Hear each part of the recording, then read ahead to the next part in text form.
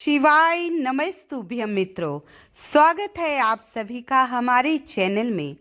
आज हम बात करेंगे साल की आखिरी सोमवती अमावस्या के बारे में। हमारे हिंदू धर्म में सोमवती अमावस्या का बहुत ही महत्व है। आज हम जानेंगे हमारे धर्म में ये सोमवती अमावस्या का इतना खास महत्व क्यों है और इससे हम क्या लाभ उठा सकते हैं, हमारे जीवन में क्या बदलाव आएगा। आज इस वीडियो में हम सोमवती अमावस्या की पूजा विधि, महत्व, उपाय के बारे में जानेंगे। इस दिन हमें क्या करना चाहिए, क्या नहीं करना चाहिए। सोमवती अमावस्या इतनी खास इसलिए है, इस दिन माता पार्वती और भोलेनाथ को समर्पित है। कहते हैं सोमवती अमावस्या के दिन जगत जननी माता पार्वती और भगवान भोलेनाथ का पूजन किया जाता है और श्रद्धा विश्वास से जो इनका पूजन करता है, भगवान उसकी सारी मनोकामनाएं शीघ्र पूर्ण करते हैं। तो आइए आज इस बारे में बात करेंगे सोमवती अमावस्या के दिन हमें क्या नहीं करना चाहिए। पहले तो हमें किसी की चुगली और बुराई नहीं करना चाहिए। इस दिन पूरे समय भगवान का नाम जपना चाहिए।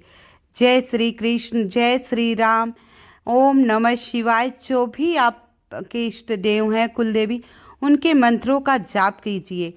कहीं तीर्थ स्थल पर जाइए और माता दुर्गा के दर्शन कीजिए या किसी भी देवी देवताओं के दर्शन कीजिए। आसपास आपके मंदिर हो तो वहाँ अवश्य जाइए और आप दर्शन कीजिए। ये देखिए, मैं आपको दर्शन करा रही हूँ वैष्णो देवी 9 गुफा देवी दुर्गा के। देखिए, घर बैठे आपको ये अद्भुत दर्शन सोमवती अमावस्या के दिन करिए, आपका सौभाग्य जागेगा। इस दिन सोमवती अमावस्या की विधिवत पूजा करने से, माता पार्वती की एक साथ पूजा करने से भोलेनाथ की सौभाग्य की प्राप्ति होती है, पति की लंबी आयु होती है। सोमवती अमावस्या के दिन किए गए दान कई गुना बढ़कर उसका पुण्य फल प्राप्त होता है। इस दिन जो हम पूजा पाठ दान करते हैं उसके कई गुना फल मिलते हैं। सोमवती अमावस्या के दिन पितृदोष मुक्ति के उपाय किए जाते हैं, रोग मुक्ति के लिए, कर्ज मुक्ति के लिए और विशेषकर धन प्राप्ति के लिए। सोमवती अमावस्या के दिन भगवान विष्णु, माता महालक्ष्मी और शिव परिवार की पूजा अवश्य करनी चाहिए। तो इस दिन लोग दूर से उठ के जाते हैं, गंगा स्नान करे, सुबह जल्दी उठते हैं और जिसके पास हरिद्वार, इलाहाबाद नज़दीक जहाँ हैं और दूर लंबा सफ़र तय करके लोग गंगा स्नान, अमावस्या में गंगा स्नान करके तर्पण का विधान है। तो अगर आप लोग कहीं दूर हैं, गंगा मैया के पास नहीं जा पा रहे हैं, तो ब्रह्म मुहूर्त में सोमवती अमावस्या के दिन उठिए और कुछ बूंदे गंगा जल डालकर स्नान कर लीजिए। और अगर आप गंगा नदी में जा रहे हैं, गंगा मैया के दर्शनों के जा रहे हैं, तो कहते हैं सोमवती अमावस्या के दिन गंगा स्नान करने से गंगा मैया के दर्शनों मात्र से सौभाग्य प्राप्त होता है। तो ये देखिए, धनेश्वर धाम वैष्णो देवी के पास ही पड़ते हैं, धनेश्वर धाम, जहाँ भोलेनाथ विराजमान हैं। यहाँ कहते हैं कबूतरों का जोड़ा देखना बड़ा शुभ माना गया, नाग का जोड़ा देखना, नागों का भी जोड़ा देखना बड़ा शुभ माना गया। ये धनेश्वर धाम के गंगा मैया है, आप दर्शनों का लाभ उठाइए।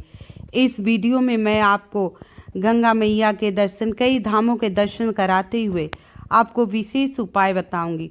तो इस दिन जाइए, गंगा में स्नान कीजिए और एक नारियल लीजिए। स्नान करने के बाद एक नारियल लीजिए और गंगा जी में प्रवाहित कर दीजिए। और उस दिन वहाँ पितरों का दान, वहाँ पंडित बैठे हैं, कुछ मंत्र पढ़ते हुए वहीं आप पितरों का दान करा दीजिए। तो इससे आपका सर्वदा कल्याण होगा। पितृदोष से मुक्ति का बहुत विशेष उपाय होता है। और इस दिन ही एक दीपक वाला विधान है। अगर आप पितरों के निमित्त कुछ नहीं कर पा रहे हैं तो आप शाम के समय देखिए, गंगा मैया के तट पर अगर दीपक जलाया जाए अति उत्तम। लेकिन सब लोग नहीं पहुंच पाते, इलाहाबाद, हरिद्वार, गढ़ गंगा, आप नहीं पहुंच पा रहे हैं, अगर हैं तो आप दीपक प्रज्वलित करना है किस प्रकार वो बता, और नहीं पहुंच पा रहे हैं तो आप जहाँ रहते हैं वहाँ नहर, बावड़ी, पोरखा, कुछ भी हो वहाँ ये दीपक जलाना है, जिस प्रकार मैं विधि बताऊंगी। अगर आसपास नदी, तालाब, पोरखा, कुआं नहीं है तो घर पे एक घड़ा भरकर दीपक जला सकते हैं। दीपक आपको एक लंबी बत्ती का दीपक लेना है, ठीक है। एक लंबी बत्ती का दीपक लेना है, उसमें घी भरना है और साउथ डायरेक्शन की तरफ पितरों के नाम से ओम पितृदेवाय नमः ऐसे करते हुए एक दीपक प्रज्वलित कर दीजिए और प्रणाम कीजिए। कहिए जो हमसे गलती हो, अपराध हो, उसे क्षमा करते हुए आप अपना आशीर्वाद हम पर बनाए रखिए। बहुत ही विशेष छोटे छोटे से उपाय हैं जो आपको करने हैं। और सोने पर सुहागा सोमवती अमावस्या बहुत ही विशेष होती है। यहाँ गंगा स्नान तो करना ही चाहिए। साथ में सोमवती अमावस्या के दिन आटे में थोड़ा सा काला तिल मिला लीजिए, आटा गूंथिए, काला तिल मिला लीजिए। आसपास कहीं नई नदी, तालाब हो तो वहाँ ये आटा डाल दीजिए, छोटी छोटी गोलियाँ बनाकर। इन आटों को मछलियाँ खाती हैं तो पितृ दोष से मुक्ति मिलती है, कर्ज से भी मुक्ति मिलती है, ऋण मुक्ति के लिए भी विशेष उपाय है। आटे में थोड़ा सा काला तिल मिलाकर गूंथ लीजिए और छोटी छोटी गोलियां बनाकर आसपास नदी, तालाब, नहर हो या जहाँ मछली पालन होता हो, पता कर लीजिए जहाँ मछली पालन होता हो वहाँ ये गोलियां डाल आइए। जैसे मछलियाँ ये एक एक गोलियां खाएंगी तैसे ही आपके पितृदोष से मुक्ति मिलेगी। आपके जीवन में खुशियाँ ही खुशियाँ आ जाएंगी, हर विघ्न, बाधा, हर संकट दूर हो जाएगा।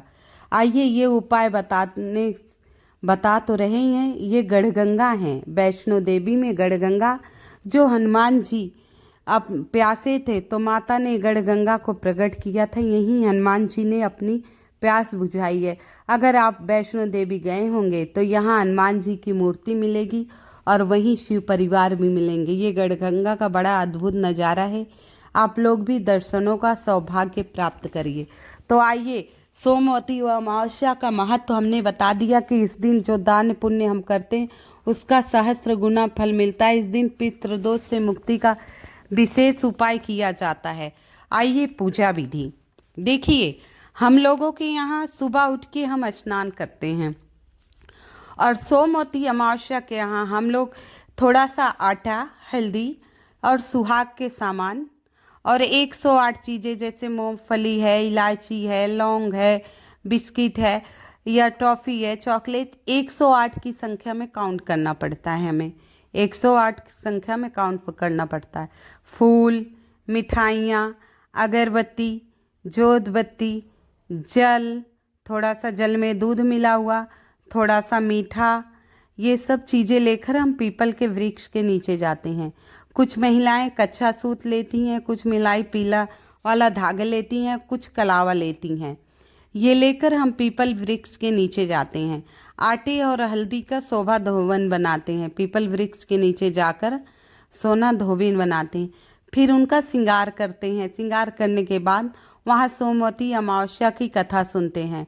अगली वीडियो में मैं आपको सोमवती अमावस्या की कथा डाल दूंगी। तो ये कथा सुनने मात्र से सौभाग्य की प्राप्ति होती है और पति की लंबी आयु होती है। इसके बाद अगर पीपल वृक्ष के नीचे शिवलिंग है तो वहाँ पीपल में जल चढ़ाती हैं और पितरेश्वर महादेव का नाम लेते हुए शिवलिंग पर धीरे धीरे भी हम सारा जल समर्पित करते हैं। इसके बाद वहाँ फूल चढ़ाते हैं, धूप, दीप, नैवेद्य, पीपल की पूजा करते हैं। और इसके बाद जब पूजा करने के बाद सोना धोबन का श्रृंगार करते हैं, फल वल चढ़ाते हैं। उनका श्रृंगार करने के बाद वहाँ कथा सुनते हैं। इसके बाद जो कच्चा सूत हम लिए रहते हैं या कलावा, कच्चा सूत या कलावा 7 बार ही लपेटा जाता है। इसके बाद आप चाहे ओम नमः शिवाय, ओम नमः शिवाय, ओम नमः शिवाय कहते हुए 108 बार पीपल की परिक्रमा की जाती है। 108 बार हमारे यहाँ पीपल की परिक्रमा की जाती है। अब जो चीज़ हम गिन के रखे हैं वो प्रसाद रूप में तो आपको बता दें प्रसाद रूप में आप रेवड़ी ले आइए, सबसे बेस्ट, क्योंकि इस दिन तिल का दान बड़ा शुभ माना गया है। और कुछ काले तिल के लड्डू आप बना लीजिए, गुड़ में थोड़े से बहुत 7-8 बना लीजिए। और तो 8 आप ये काले तिल के जो छोटे छोटे लड्डू बनाए इसे गिन लीजिए, और 100 छोटी छोटी जो रेवड़ी लाएं उसे काउंट कर लीजिए। और फेरा करिए, एक बार फेरा करिए, श्री शिवाय नमस्तुभ्यं में एक वहाँ रख दीजिए, एक प्लेट रख दीजिए, उसके अंदर रख दीजिएगा, नीचे नहीं। तो ये फेरा करने के बाद फिर वहाँ बैठकर सभी महिलाएं भजन कीर्तन गाती हैं, शिव चर्चा करती हैं, लक्ष्मी चर्चा करती हैं, चाहे ओम नमो भगवते वासुदेवाय का नाम लेते हुए परिक्रमा कीजिए, ओम नमः शिवाय का नाम लेते हुए 108 बार परिक्रमा की जाती है। हम लोग ऐसे ही सोमवती अमावस्या की पूजा करते हैं, और कहीं कहीं सोमवती अमावस्या का व्रत किया जाता है। हमारे यहाँ जब तक परिक्रमा नहीं कर लेते तब तक कुछ खाते पीते नहीं। फिर परिक्रमा करने के बाद जो प्रसाद हम रखे हैं, रेवड़ी मूंगफली जो भी आप लाए हैं, उसे बच्चों में बांट दीजिए और थोड़ा सा वहीं छोड़ दीजिए। ये सोमवती अमावस्या की हमारे यहाँ ऐसे ही पूजा होती है, सब जगह अलग अलग होती है। कहीं कहीं तुलसी की परिक्रमा करते हैं, कहीं कहीं पीपल की परिक्रमा अवश्य की जाती है। तुलसी की परिक्रमा कीजिए तो वहाँ सिर्फ नारायण के नाम का जाप कीजिएगा, ओम नमो भगवते वासुदेवाय नमः।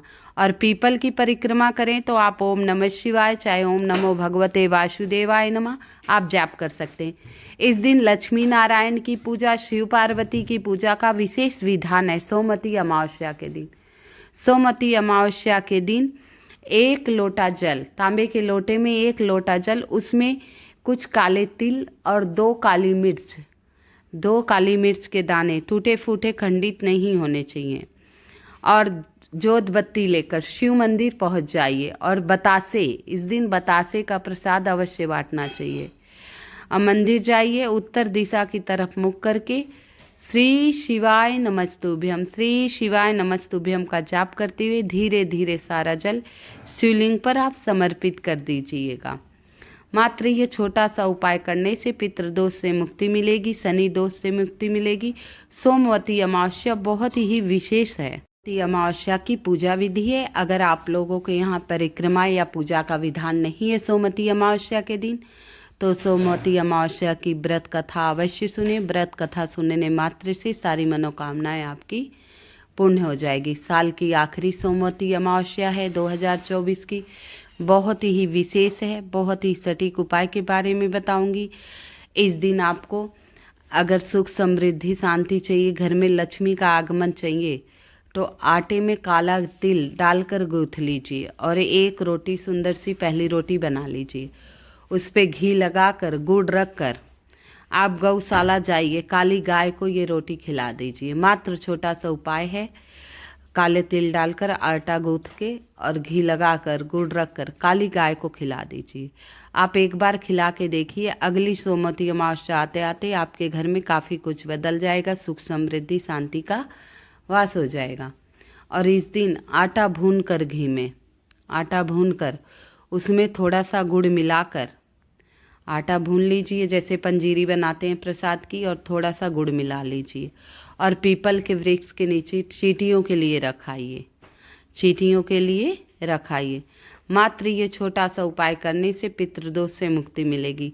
जैसे ही उस चींटियों का भोग, आटे का भोग चींटियाँ लगाएंगी, और वैसे ही आपके धीरे धीरे पितृदोष कटने शुरू हो जाएंगे। आपके घर में सुख सौभाग्य की प्राप्ति होगी।